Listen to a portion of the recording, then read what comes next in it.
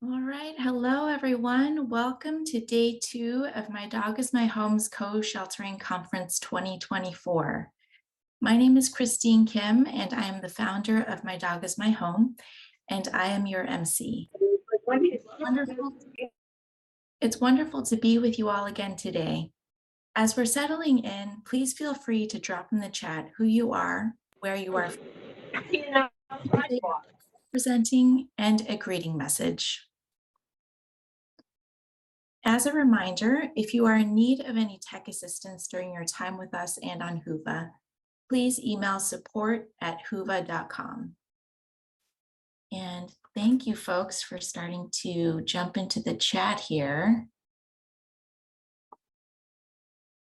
Darla, nice to see you. Samantha, nice to see you. Marissa, good morning.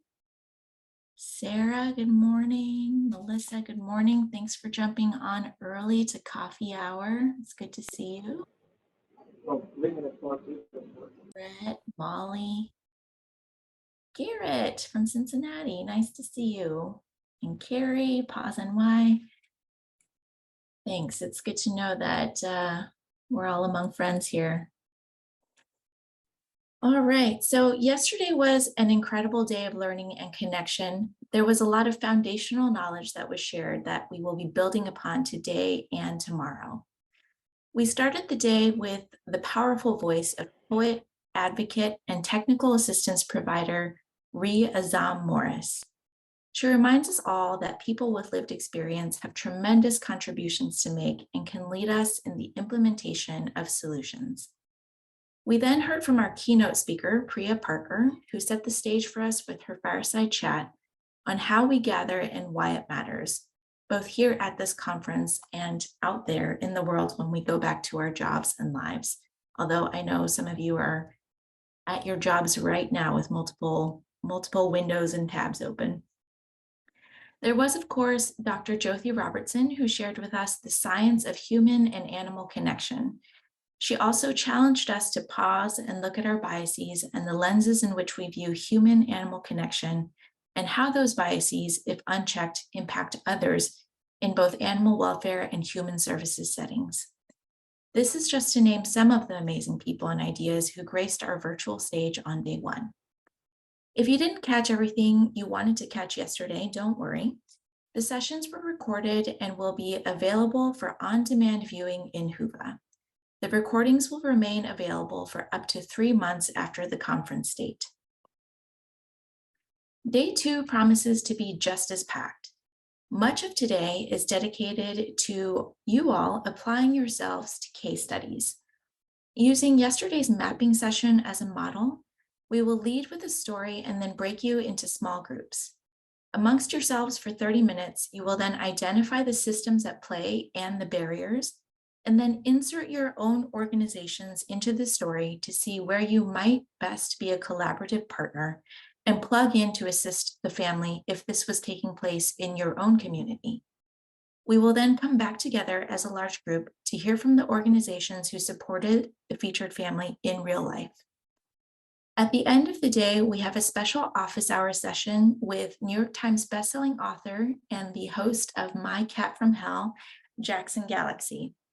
Jackson will be weighing in on a real-life example of a homeless shelter with congregate facilities, meaning that these are large shared spaces, not individual rooms, and how they might best think about these spaces for sheltering people with cats. As a field, we think a lot about the main liability concern that presents itself in the minds of potential co-sheltering sites, large dogs. Cats, however, are also the companions of people experiencing housing insecurity and homelessness, and they have very different spatial and social needs to remain safe and happy. So we are thrilled to have the expertise of Jackson Galaxy help us think through the catification of co-sheltering environments. For homeless services providers out there, get your questions ready because Jackson will be taking questions and providing feedback to you in real time during these office hours. At the end of the day, don't forget about Power Hour. For those of you participating in My Dog is My Home's PUP Act Advocacy Day, and even for those who aren't but want to learn about how to engage your elected officials and advocate for changes you believe in, please join Nancy Pascal tonight for a special Power Hour session on the use of storytelling in advocacy. Also, special announcement, it's Nancy's birthday today. So everyone, please put your love in the chat for Nancy. She has been working so hard, her tail off, so to speak, to put these Power Hour sessions together for you, even on her birthday. So I think it would be very nice if everyone wished her a happy birthday by coming to her special evening session before she runs off to the bar. Of course, none of this would be possible without the generous support of our sponsors. Thank you to Maddie's Fund, to Michelson Found Animals, to the ASPCA, Lil Bub's Big Fund, PetHelpFinder.org, Catalyst Business Innovations, Red Rover, and our virtual coffee hour sponsor, Demitas Coffee. If you'd like to learn more about our sponsors, please go to the Sponsor Center in Hoover, where you can read about the sponsors, watch their videos, and have access to the links to their website. In the event that you need tech assistance related to your experience in Hoover, please feel free to reach out to support@hoover.com. Again, that's support@hoover.com. Now, we would love to give a reward for our early birds. Thank you to all of you who are here early for the opening remarks of the day. We have 2 quick giveaways planned for you all. So if the organization you work for or volunteer for has a mission primarily focused on serving animals, please get yourselves ready. This question is especially for you. So open your chat and get ready to submit your answer. The first person to answer will have the choice between a bag of specialty coffee beans from Demitas Coffee, a Co-Sheltering Conference 2024 holographic sticker, or a special edition Together We Thrive enamel pin. The question is, during yesterday's program, and actually let me preface, this is a tough one. It's going to be a little bit of a brain stretcher for folks, but I'm curious to see who gets this one right. So during yesterday's program, both of our storytellers, Anita and Greg, were able to secure permanent housing through a proven solution to homelessness for the most vulnerable people experiencing chronic homelessness, which is when a person experiences homelessness for at least 1 year continuously or repeatedly while struggling with a disabling condition. This intervention pairs housing with case management and supportive services. What is that intervention called? Oh my gosh, people have already been putting their answers in the chat. Okay, we've got some people who've been really paying attention, so thank you for that. You know what? I think I'll accept both of these. So Amanda Newkirk, congratulations, you said housing first. And you were the first one to say it. And Laura Z, I'm sorry, I'm not sure how to pronounce your last name, but Laura Z, you put the acronym PSH, which stands for Permanent Supportive Housing. I was really going for permanent supportive housing, or that's the answer I had in mind, but I think housing first is also a good answer. So both of those answers are correct.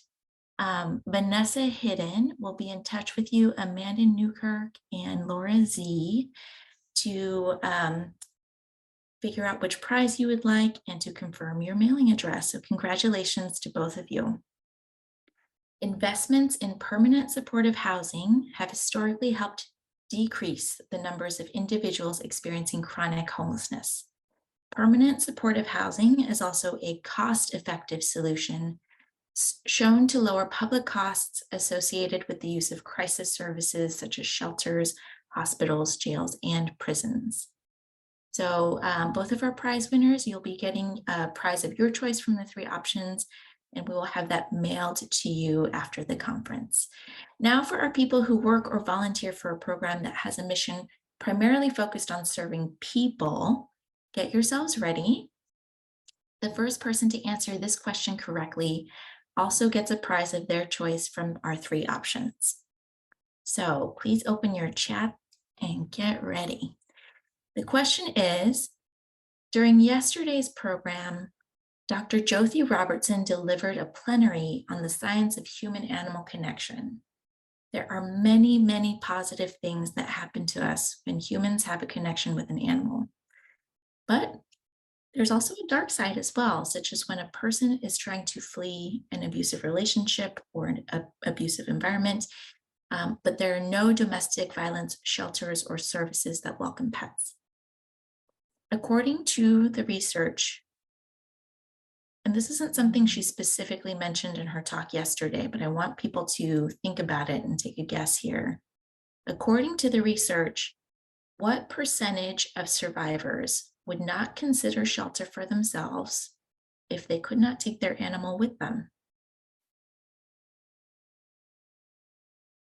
All right.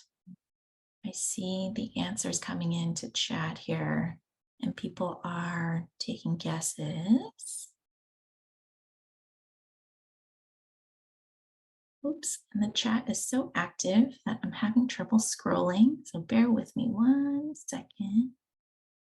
So technically, Lauren James, actually Dorit answered this first off and correctly, but Dorit's a member of our board of directors, so I'm gonna disqualify you from this one, Dorit. Lauren James, 50%.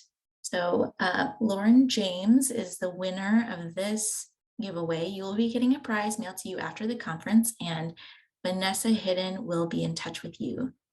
So to gain a better understanding of how domestic violence affects survivors with companion animals and their families, Urban Resource Institute in New York City partnered with the National Domestic Violence Hotline in 2019 to create the most comprehensive and current survey of its kind. The survey assessed nearly 2,500 individuals contacting the hotline directly for support via call, chat, or text. Through the survey, they found that 50% of survivors with pets who called the hotline indicated that they would not consider shelter for themselves if they could not take their pets with them. So Creative Allies is going to drop in the chat the link to the PALS report and survey that was put out by Urban Resource Institute, and you can read more about that research there at that link. It's a great report. I highly encourage you all to get familiar with it. So now we are about to have our first arts and culture session for the day. This year, My Dog is My Home is doing more to celebrate the many different types of talents and individuals with experience of homelessness and other stewards of creativity in this community. Our performers and artists will share their stories and showcase their art expression in these 15-minute sessions incorporated throughout the 3-day conference. These sessions not only enrich our gatherings, but also engage attendees as whole individuals, fostering a deeper connection and understanding of the issues we aim to address together. So everyone, I'd like you to give a warm welcome to our first performer of day 2, Jenny Alpert, AKA Cami.